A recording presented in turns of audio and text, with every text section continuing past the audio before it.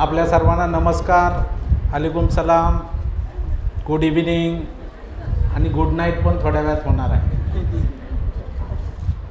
मैं ज़्यादा वक्त नहीं लेते हुए आज के इस सर्वधर्मीय सद्भावना ईद मिलन प्रोग्राम में मंच पर उपस्थित जिनकी अध्यक्षता पर ये कार्यक्रम संपन्न होने वाला था वो हबप निवृत्ति महाराज गोडके, इनके तरफ से आए हुए हमारे हबप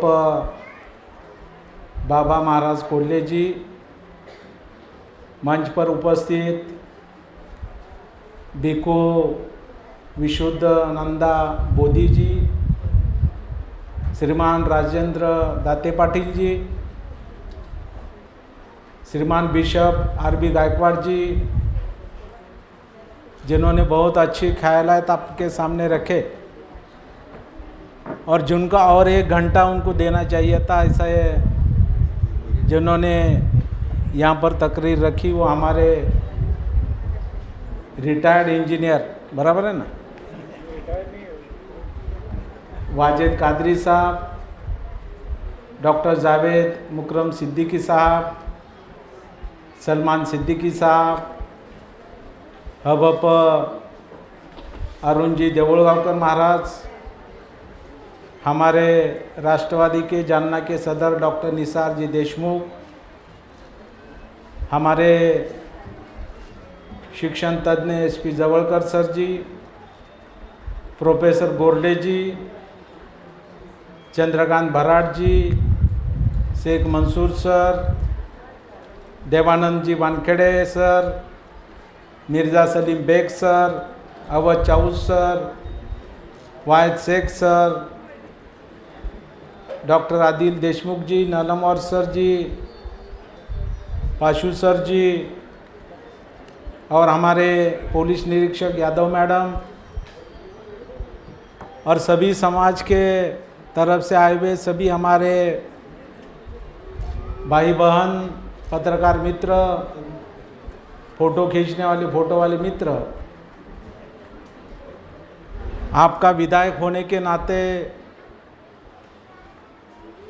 आप सबकी केयर लेना मेरा फ़र्ज है। इसलिए आज जवळकर सर ने बोल दिया कि चतुर्थी है इसलिए बिरयानी नहीं है, फरार का भी है ना, फरार का भी इसको तो सद्भावना बोलते हैं। फरार का है।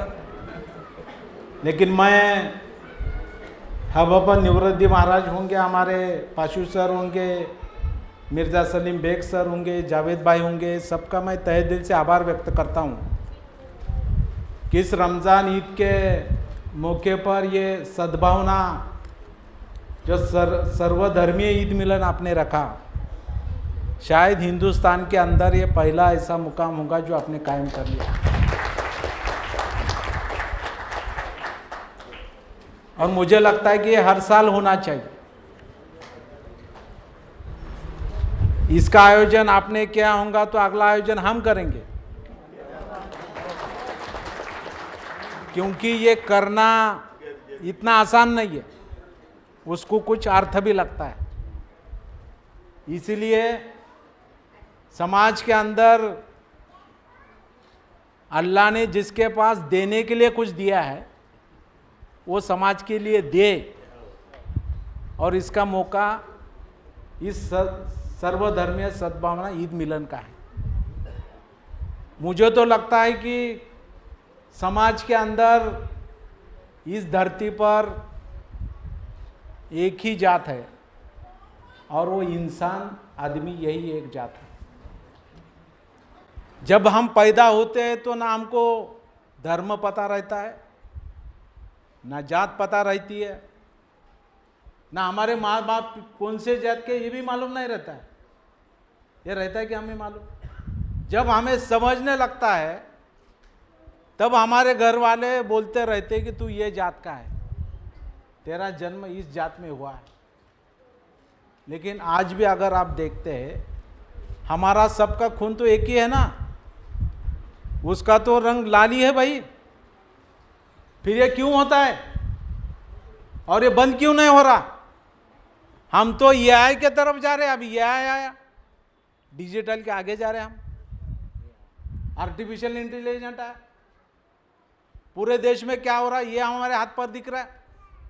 इतनी हमने प्रगति करने के बावजूद भी फिर हमारा समाज वहीं के वहीं क्यों अड़ रहा है? ये ऐसी कौन सी शक्तियां है जो विकास को रोक रही है? लेकिन मुझे ये लगता है कि पढ़े लिखे लोग सही है या अनपढ़ लोग सही है, इसका जायजा आप करिए। पूरे देश के अंदर कुछ भी होता है वो कहाँ होता है? सिटी के अंदर होता है। आज इस देश में अगर कभी हंगामा हुआ, कुछ बातें हुई, कुछ उल्टा सुल्टा हुआ, तो कभी सुना है क्या? गांधीली में फलाना फलाना हो गया, वारे गांव में ये होगा। ऐसे कई गांव है इंजीनियर साहब कि जहां 90% मुस्लिम रहते हैं और 10% बाकी जमात के लोग रहते हैं, वहां भी कुछ नहीं होता। अभी का उदाहरण आप देखेंगे, जब हमारी रमजान ईद थी उसके पहले ही दिन गेवराई तालुका बीड जिले में अर्धमसला गांव में कुछ समाज कंटकों में वहां पर जिलेटिन का स्फोट किया ईद में जाकर, अपने मस्जिद में जाकर। हमें डर लगा कि भाई आज ईद का नमाज है, सब लोग रास्ते पे आने वाले, कुछ होता है क्या? हम लोक प्रतिनिधि, हमको डर लग रहा। हमारे नेता अजीत दादा पवार साहब ने सुबह 5 बजे कलेक्टर को फोन लगाया, भाई पहले आप वहां जाइए, एसपी और आप। 5:30 बजे वो पहुंचे, 4:10 को एक घटना हुई। 7:30 बजे वो आरोपी को अटक करने का काम किया और बाहर के सब लोग गए, इंजीनियर साहब, बाहर के सब मुसलमान लोग गए।